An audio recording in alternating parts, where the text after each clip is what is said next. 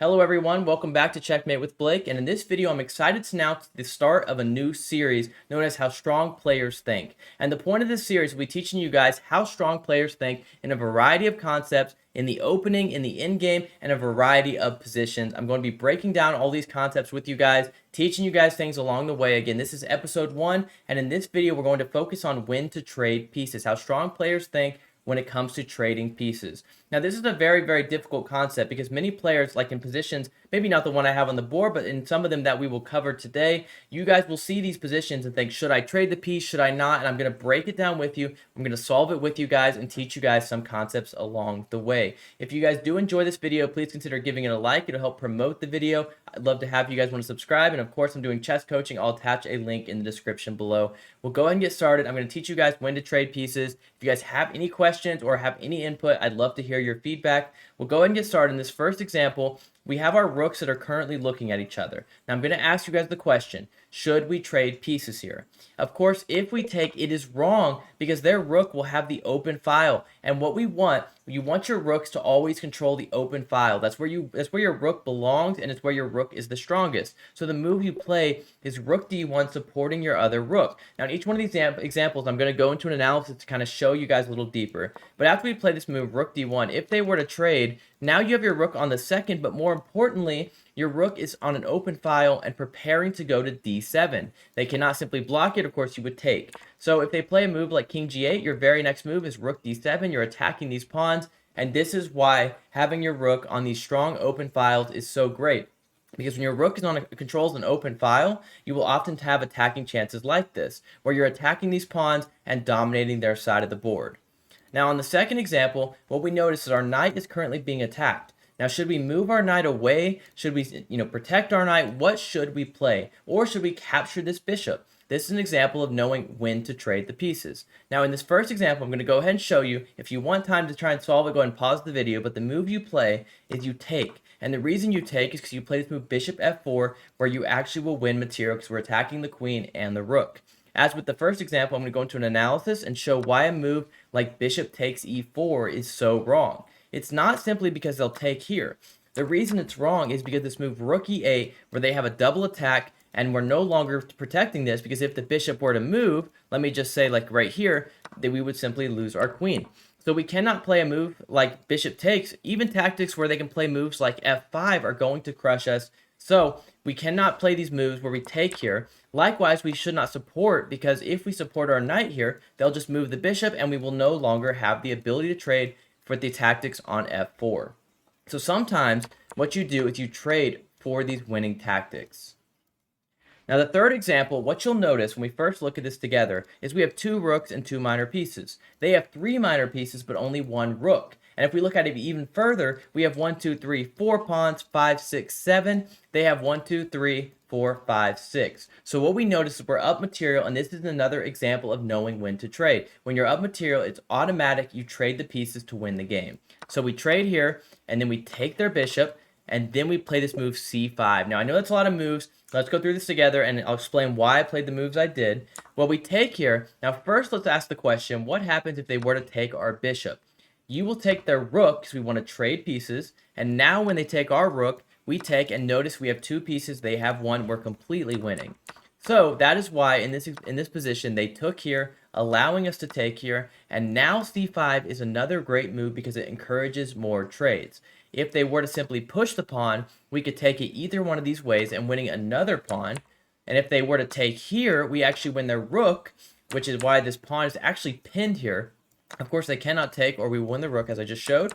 And if they do nothing, if they play a random move, we will take here and trade down. And why do we trade down? It's because we're up material, and when you're up material, you want to trade the pieces.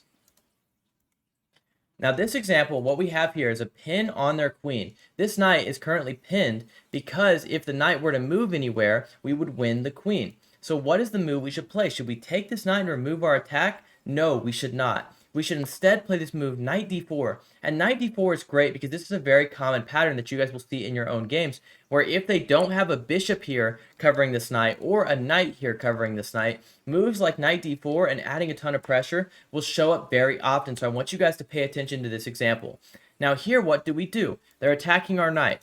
Because they're attacking our knight, we take here. Of course, if queen were to capture, we would win the queen. So we take back with the pawn, and now we play this move bishop h3. Now, I want to go more in depth with this one, but the reason this is so strong is because bishop h3 is a positional advantage. It's not simply because we're attacking the rook. It's also because we are threatening some checkmating ideas by having this bishop here and our queen that could somehow come in and deliver checkmate. Now, it's going to be very hard to illustrate this exact example because it will not happen immediately because this bishop is stopping us from actually going over here. But let's say that they decide to take our bishop and play some move like, knight d5. You'll notice the engine shooting all the way up because after that we play this move and they capture back, it is a checkmate right here. Now, this was just one sample line, but I want to show you guys how this bishop is so strong. Because right now, like I said, the bishop is currently stopping our queen from coming in. But if the bishop ever moves, or they play random moves, I don't know, something like this, you're going to notice the engine shooting up because we have these really strong attacking ideas. Where actually, if we point out, the top engine move, believe it or not, is knight d5. It's a brilliant move. It's not showing it, but it says it's a brilliant move, of course, for the same exact idea where we have a checkmate. So this bishop h3 is a very, very strong idea, a very strong positional concept that you guys should be aware of. The fifth example here is actually an amazing example. It's very, very difficult, and it's hard to know why we should trade pieces, but that is the answer. We should trade pieces in this example, and it's for a tactic. So sometimes you trade pieces for tactics. Now, if you don't see the tactics, pause the video, try to solve it yourself.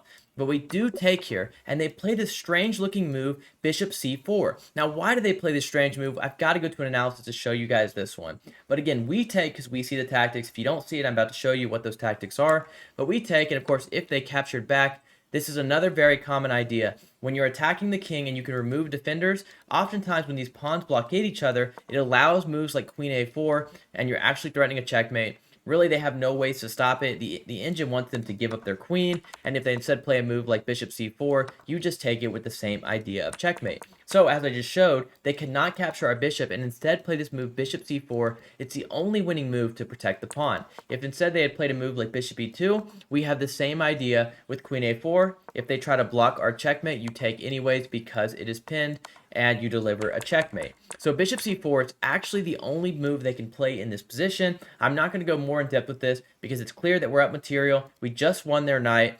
Actually, we're not up material. Technically, it's two rooks, but a bishop, and two queens.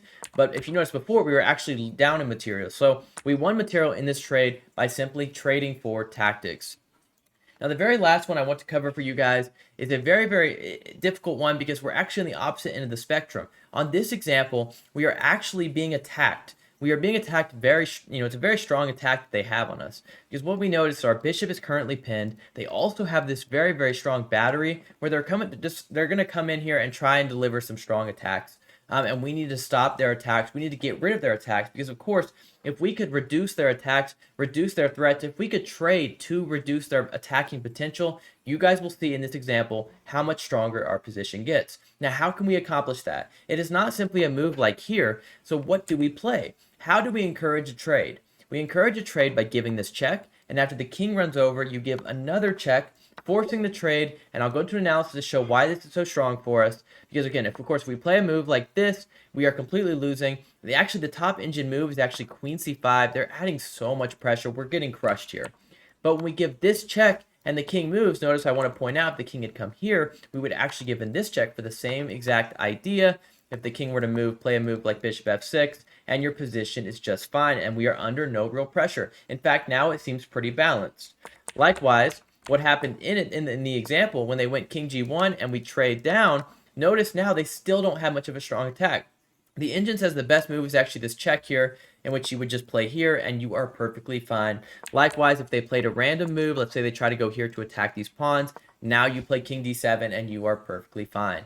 So this will summarize, or this will end the video of knowing how strong players think and when it comes to when to trade pieces. Let me know what you guys think of this video in the comments below, and let me know what you'd like to see for the next video in this series. Would you like to see how strong players think in the opening, or the end game, or the middle game, or any topic you want covered? Let me know in the comments below, and I will make a video for that. This will summarize episode 1. If you want chess coaching, I'll attach a link in the comments and description below. Thank you guys so much for watching.